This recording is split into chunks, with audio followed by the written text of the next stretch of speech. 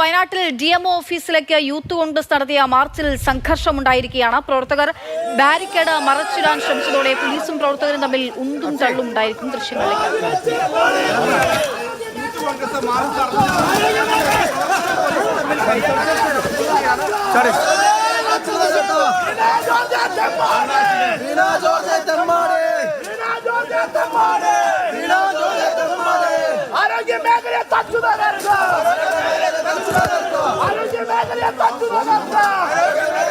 വയനാട്ടിൽ നിന്നുള്ള പ്രതിഷേധത്തിന്റെ ദൃശ്യങ്ങളാണ് കാണുന്നത്. എം കമൽ വിവരങ്ങളുമായിട്ടുണ്ട്. ആരോഗ്യ വകുപ്പിന് എതിരായിട്ടുള്ള പ്രതിഷേധമാണ് ഉണ്ടായിരിക്കുന്നത്.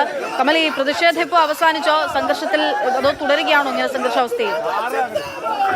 ഏതാണ്ട് 10-15 മിനിറ്റ് മുമ്പാണ് ഈ ഒരു സംഘർഷാവസ്ഥ ഉണ്ടായിരുന്നത്. ആ സമയത്ത് പ്രവർത്തകർ ബാരിക്കേഡ് മറികടന്ന് DMO ഓഫീസിന് മുന്നിലേക്ക് എത്തി തടയാൻ പോലീസ് ശ്രമിക്കുമ്പോഴാണ് ഉന്തും തള്ളും ആ രീതിയിലുള്ള ഒരു സംഘർഷാവസ്ഥയിലേക്ക് കാര്യങ്ങൾ പോയത്. ഇപ്പോൾ സ്ഥിതിഗതികൾ ശാന്തമാണ്. ഇപ്പോൾ മുതിർന്ന കോൺഗ്രസ് നേതാവ് KL പൗലോസ് മാർച്ച് ഉദ്ഘാടനം ചെയ്തുകൊണ്ടിരിക്കുകയാണ് DMO ഓഫീസിന് മുന്നിൽ.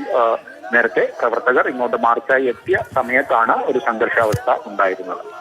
ശരി, എന്തായാലും ഇപ്പോൾ സംഘർഷമൊന്നുമില്ല. ജനാധിപത്യപരമായി തന്നെ പ്രതിഷേധം മുന്നോട്ട് പോകുന്നു. ആരോഗ്യവകുപ്പിനെതിരായിട്ടുള്ള UDF പ്രതിഷേധം തുടരുകയാണ്.